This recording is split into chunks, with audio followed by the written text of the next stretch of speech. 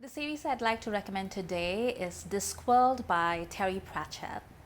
This is one of those series that I think of as being very quintessentially British, and for that reason, I think it also has a lot of Indian fans, but I don't really see it being mentioned a lot by my American fans, so I thought I'd recommend it just in case you haven't heard of it. It might help you to know that Terry Pratchett also co-wrote Good Omens with Neil Gaiman, and that was recently adapted by Amazon Prime, I think, and it stars Michael Sheen and David Tennant. Now, I'm calling Discworld a series because that's how it's described everywhere, and that's because there really isn't a term for what Pratchett accomplished with Discworld, because it's set on this one planet. It's a very peculiar planet, and there are about 40 odd books, but most of them are standalone. Some of them can be grouped together into they're not even story arcs, they're just like different chapters in the life of one character, and they follow a certain theme. But it's not like a book, a sequel. That's not how it works, except for the first two, which is the Color of Magic and the Light Fantastic, which I think was written before he realized what it was going to become and how it would be received by his readers.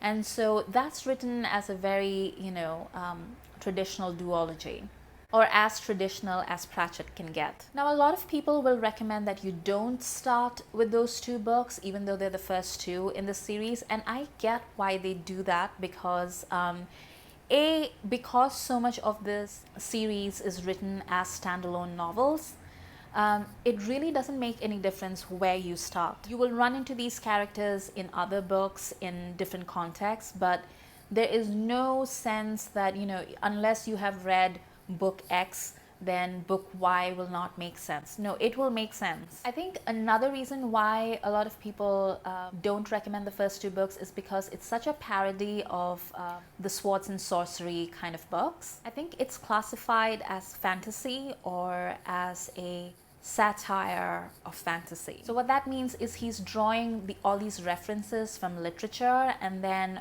writing parodies of it, but not like silly parodies. Like, it's not mean or nasty or making fun of them so much as critiquing them and sort of poking gentle fun at certain stereotypes and tropes.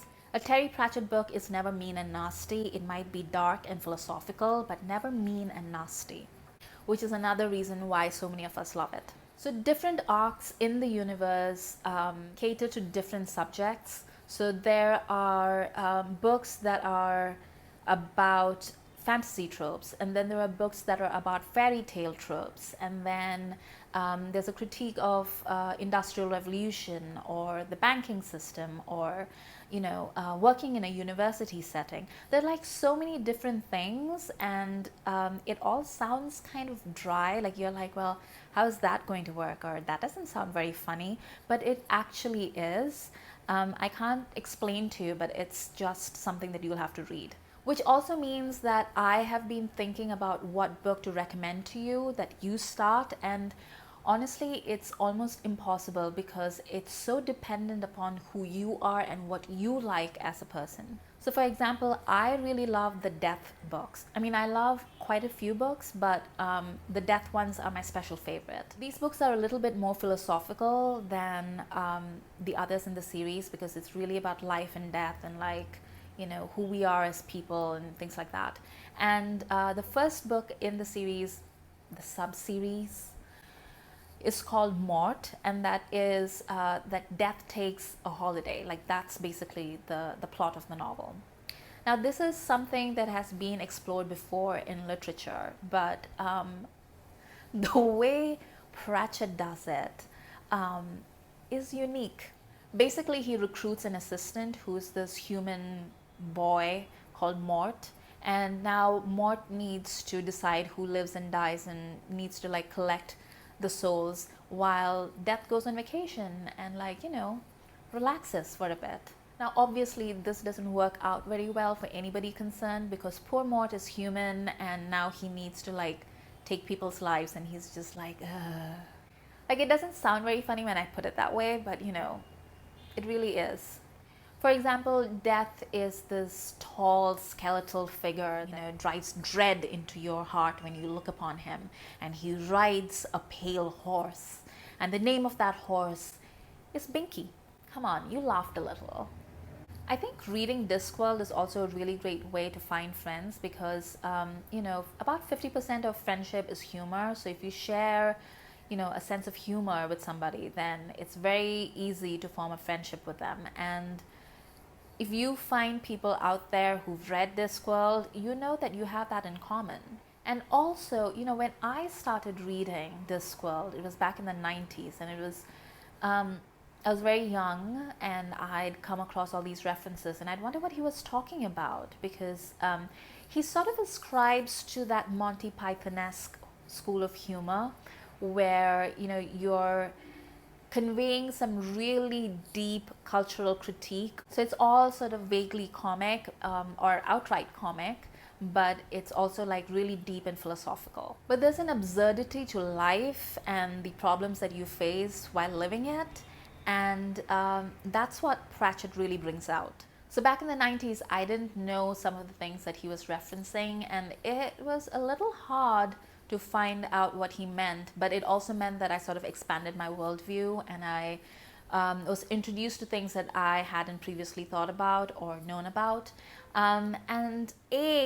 Right now in 2020, it's so much more easier for you as a new reader to get into one of his books, and if there's something that you don't understand, then there's an entire online community of Pratchett fans who are only too happy to find more readers. They're one of the least gatekeeping communities that I have seen in the fantasy genre. So that's a really good way for you to socialize online, I think, in these times of social distancing. But B, it's also, one of the great things about finding somebody who is really smart is that once in a while you find someone who's not just smart but is also really happy to share what they know of the world with you.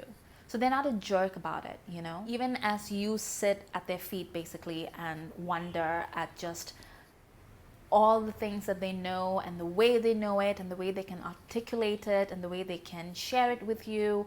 And they're just so brilliant. And you wonder what it must be like to be that person. And they're not a jerk about it. And that's how it feels when you're reading Pratchett, that he's not talking down to you. There's no contempt for his readers or being like, oh, like I bet you'll never understand what I'm saying here. Because there are writers out there, very serious, very literary writers whose entire shtick seems to be that I bet you can't understand what I'm writing. And I despise them so much from the bottom of my heart. And Pratchett is basically the complete opposite of that. Like I said, I really appreciate smart, but smart and kind, that's basically my kryptonite. I couldn't recommend Discworld enough to anybody. I think everyone should try and read it. And I'm going to leave a link below because, like I said, even though I'm recommending you start with Mort, it really has to do with your own likes and dislikes and the tropes that you like in literature and what connects with you as a reader. So I would actually advise you to go out there and look at his books and just read the blurbs. And in the link that I'm leaving below, they've sort of arranged certain subsets of the books together so you can see, the general theme in those books. And then you can decide which of those sounds attractive to you. My bet is that once you've started reading Pratchett, you won't be able to stop.